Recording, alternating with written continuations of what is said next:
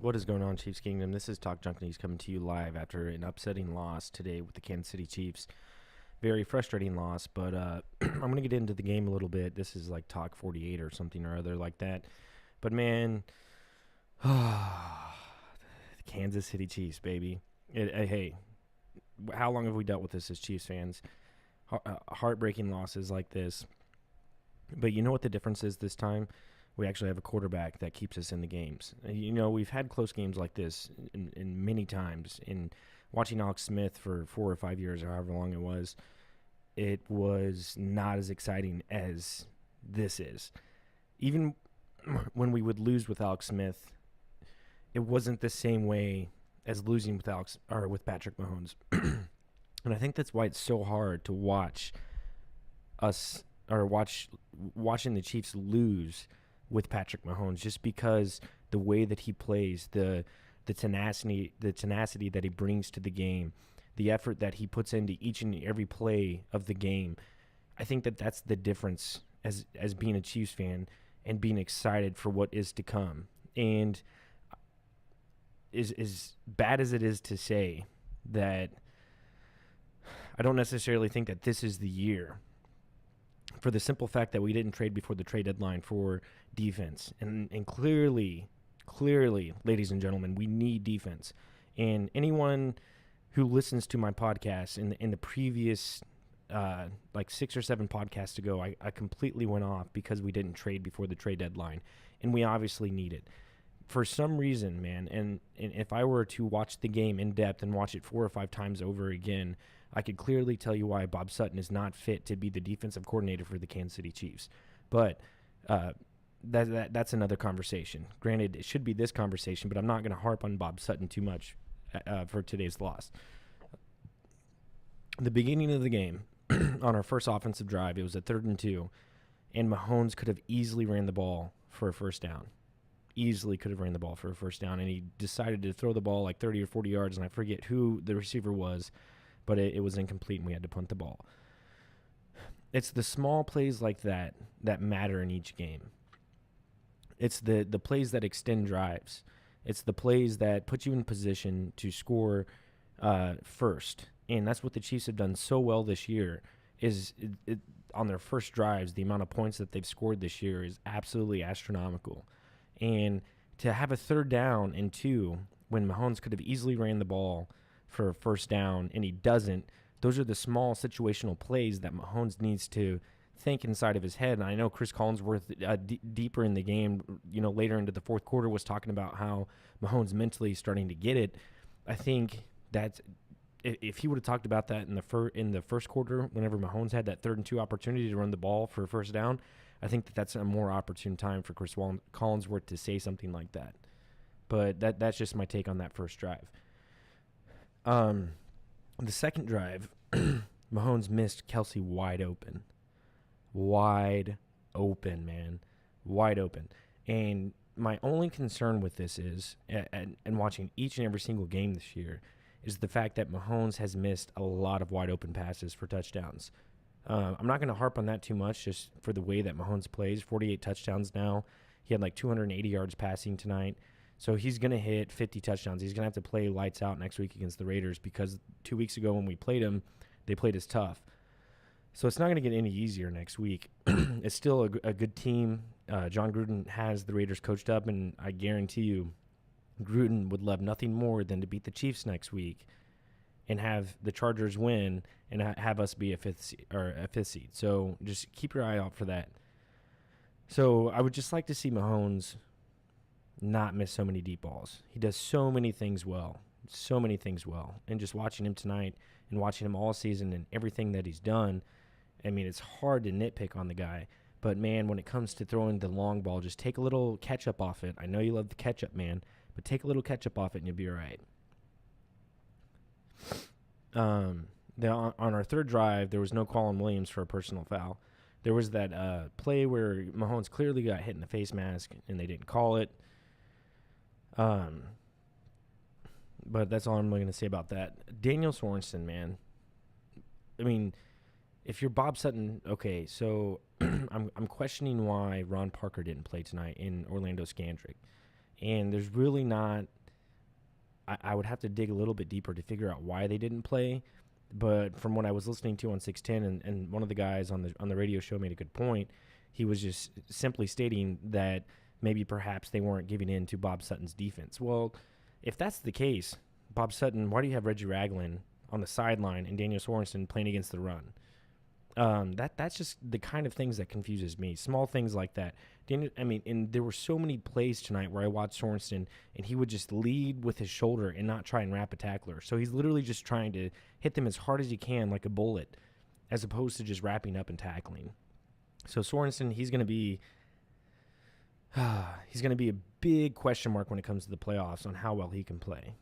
The only really bad play calling I would have to say that I would disagree with Andy Reid on, and I'm a really big person on Andy Reid when it comes to play calling, because that and clock management, because all year in the past 4 or 5 years watching Andy Reid play, or and him calling plays and his clock management, it's been extremely frustrating to watch. But he only had one bad drive tonight, in my opinion. And that bad drive was with 3 minutes left in the second quarter when he ran the ball just 3 straight times. It's like, dude, in the second half, look how Seattle just controlled the clock all game. They legitimately controlled the clock. They just weren't giving any room for error. And the defense played extremely well in the first half, only giving up 14 points against Seattle. At Seattle, I'll give him that. And I agree with 610 in saying that Doug Baldwin and Tyler Lockett are average receivers at best. But they were playing against 2 rookie corners, basically. Reggie Nelson isn't really a rookie, but there was just that one bad drive. He ran the ball with Williams 3 straight times. I'm like, dude, there's 3 minutes left. I know you got 4 or 5 yards on the first carry, 2 or 3 yards on the second carry, and it's 3rd and 3, and you're going to run the ball one more time. Like, don't do that. Don't do that. Like, look what Mahomes did the second half. Like, at least let him throw the ball on 3rd and 3, but no, he ran it. Or maybe it was a 3rd and 1. I don't know. That's the only questionable series that I have for Andy Reid, because the rest of the game he was on money. He was giving Mahomes the ball, put it in his hands, and the only other, there was one more other drive, and that was the last drive that we kicked a field goal on to put us down by 7 before the onside kick. And Mahomes rolled to his left, and maybe the pressure put him that way. But when you looked at Tyreek when they showed the replay, he really didn't finish through on the play. They played a lot of man coverage in this game too, and they did really well, the Seahawks. And maybe they're playing lights out because, their booties are on the line for when it comes to being into the playoffs, and they clinched the playoff tonight. But they played really good man coverage. But when you look at Tyreek and when he ran his route, like, it just looked half-ass. And same with Travis Kelce. Like, what kind of play call is that? And I know, like, the pressure brought him out, or the pressure made Patrick roll to his left, and Conley just ran a drag route. He ran down into the end zone and just turned around like, oh, throw me the ball. Like, no, that's not going to work. And in situations like that, Mahomes has to extend the play, and there just wasn't enough time for him to throw the ball. Regardless of the situation, we kicked a field goal. We didn't get the onside kick. But those were just probably my 2 drives where I questioned Andy Reid's play calling. The 2 fumbles didn't help tonight, and the Seahawks had no turnovers. And if you're Bob Sutton and the way that he wants to play defense is a bend no break, you have to create turnovers, and the Chiefs didn't do that tonight. I know they had a few sacks, 2 or 3 sacks, and Chris Jones extended his streak with 11 straight games with a sack, which is an NFL record dating back to 1982 or 83 when they started actually recording the sack record. Conley fumbled the ball. Williams fumbled the ball. And who is Tre'Davious Ward? He's a rookie cornerback, and that's who the Chiefs played tonight. And he just was obviously not ready. And this just goes back to my point on why we would not have traded for another cornerback before the trade deadline. If you could have got Jenkins, and I think that Chris Jenkins, I think is his name, from the New York Giants, a second-round pick, like, why would you not do that? Why would you not better your team? We have 2 second-round picks this year. Why not use that second-round pick for Jenkins, who is a proven athlete in the NFL, and he can play corner. The way he plays corner is extremely well. Look at New York. I know they're not too well. I think they're like 6-9 or something or other like that. But, the dude plays good corner. And then Lucas, I don't know Lucas's first name, but he had the roughing the kicker on Janikowski. Like, man, come on. Like, that's just, those are the type of plays that Andy Reid football players don't make. Like I said, I was really impressed with how the defense played in the first half. Mahomes, 30 road touchdowns, set an NFL record for 30 road touchdowns ever. The dude's thrown more road touchdowns than any other quarterback in the history of football, so that's a beautiful thing. That 3rd and 16, man, in the third quarter, when Trayvon Smith missed, it was like a screen pass, and I don't know who it was to. I think maybe they're tight end, and he completely missed the tackle, and they got it. They converted on 3rd down. There's just small instances like that. Like, Bob Sutton, what are you doing with the defense?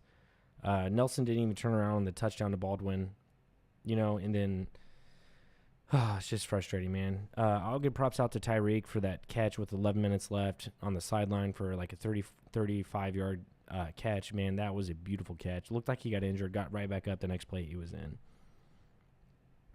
10 minutes, 33 seconds left. 3rd down, it looked like the Seahawks may have been offsides, and they did not call it. But just the small things like that. And also, they called a holding on the defense, and I forget which quarter it was in, and it extended the drive for the Seahawks, and they ended up scoring a touchdown.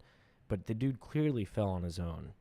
That's just like reminiscence of when we played Pittsburgh and James Harrison fell down on Eric Fisher, and they called a hold on it. Like, these refs, man, I'm not going to blame it all on the refs, but it's just really, really frustrating, man.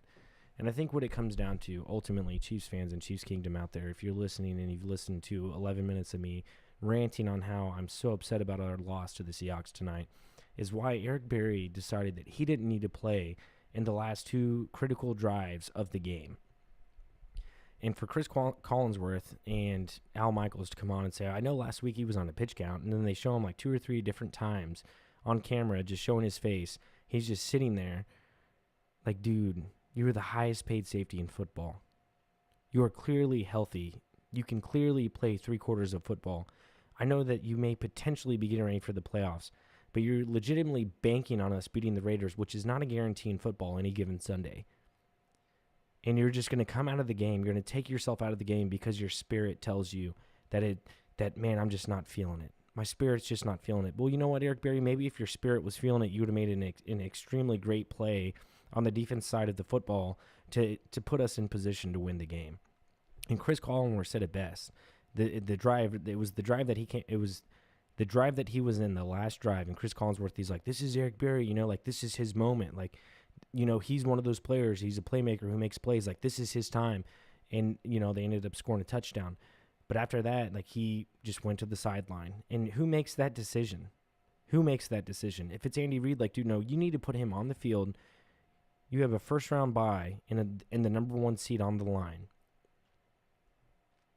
And you're literally just going to be like, yeah, man, just go ahead.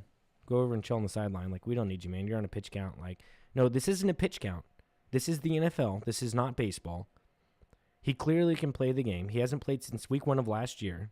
2 years off. Man, do you know what 2 years or a year and a half does to your foot, or a year and a couple months does to your foot if you don't do anything on it? Dude, it heals itself. And you know that dude's eating the best that he can eat. He's on the best diet. He's probably on an extremely, just an amazing workout. Like, the dude is fit and ready to play. He showed that. Where is he at? Last week against the Chargers, gone, second half. This week against the Seahawks, fourth quarter, the last 2 drives, gone, nowhere to be found.